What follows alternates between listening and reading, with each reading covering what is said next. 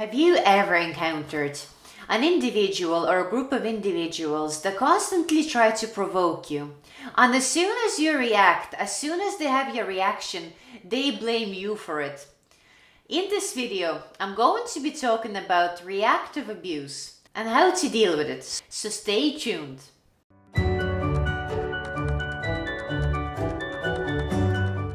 Hello everyone, Dominica here with you, and in this video we're going to be talking about reactive abuse. And before we begin, definitely subscribe to my channel and like this video if you happen to resonate with the upcoming content of this video. So you feel like you could be a victim of reactive abuse. What is reactive abuse? Reactive abuse is generally a type of behavior model that a lot of wounded individuals use when interacting with other people. So examples of wounded individuals would include adults with unprocessed trauma, such as those that suffer from personality disorders. A lot of them are narcissists, borderline personality disorders, or any other conditions that developed very dysfunctional interaction with their environment.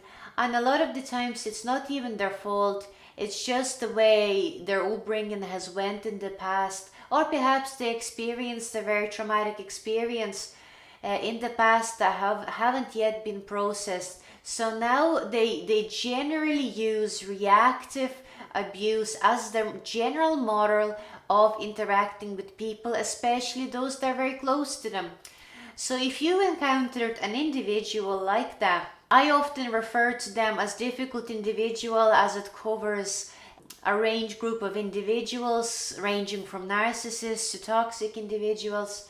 So let's say you've encountered an individual like that and they constantly try to belittle you. As I said, it feels like they're poking you psychologically.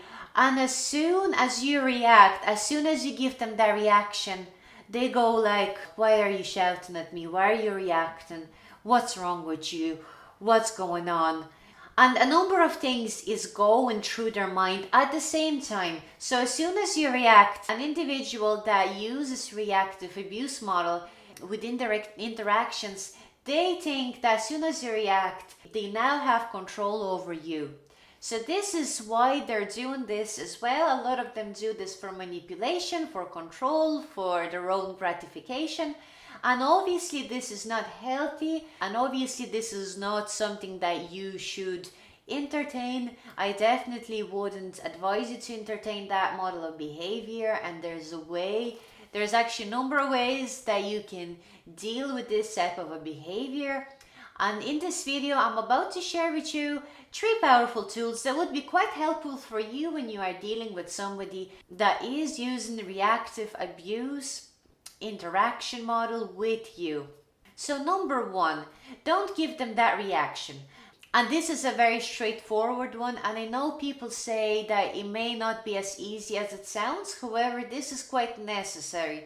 So when they poke you psychologically, when they try to provoke you, a lot of them would do it in public as well. So as soon as they try poking you, as soon as they try provoking you, you keep your head up high, you smile, and that's it. Don't react to them, simple as. And I know it's not as simple. However, it's a necessary step for you to keep your emotional distance away from these individuals. And it's a very powerful tool for not giving them that control. Number 2 is a follow-up from tool number 1.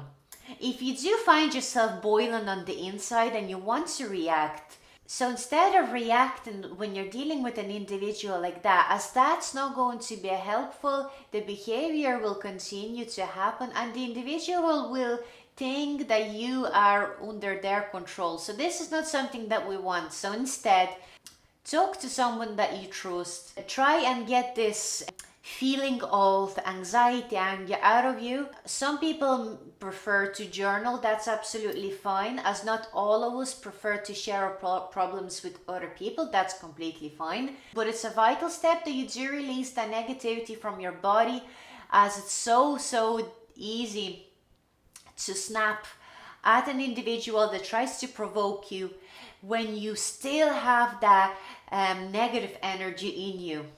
So very important, release it in one way or another. If you don't like speaking to someone, or if you don't like journaling, well, at least get yourself a hobby.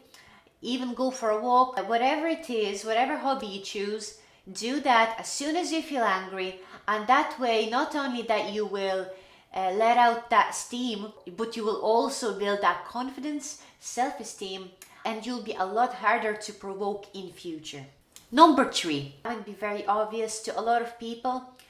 Where possible, maintain your distance from an individual that tries to actively provoke you, especially if it happens on a consistent basis. Studies have showed that if someone keeps trying to belittle you or criticize you or whatever the case is, when they negatively interact with you, when they repeat a certain phrase every day, eventually you will believe them.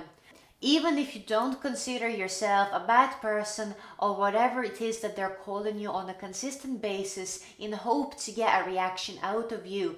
So my advice to you, my ultimate advice to you is, if you can, get away from those individuals altogether. However, if you can, say if you're working with those individuals on consistent basis, well, at least keep your physical distance away from them if you can at all. Keep your conversations light. Keep your conversations about the weather topics and other conventional topics. Try not to get too deep with them. Try not to show them too much reaction. And where possible, try to limit sharing your personal information with them, as a lot of these people are manipulators, so they may use that information against you in the future, especially when they're trying to provoke you. So be very careful of that. As healthy personal interactions on a deeper level doesn't generally work with individuals like that, as the way their brain is wired, they pick up information from you and later on they will use it as an ammunition when they try to provoke you. So definitely think twice what you say to them. Think twice how close you are with those individuals proximity wise. And as well, if you have a chance to get away from them, definitely consider that as an option, as it will stand you in the long run. It will protect your self-esteem, your confidence, your mental health, and all these other things. I hope this video has been helpful, guys. If you happen to resonate with the content of this video, definitely leave a comment down below. If you have met someone that was a reactive abuser, and how did you deal with them? And this is it for this video. Hope you have a fantastic weekend, and I will speak to you soon.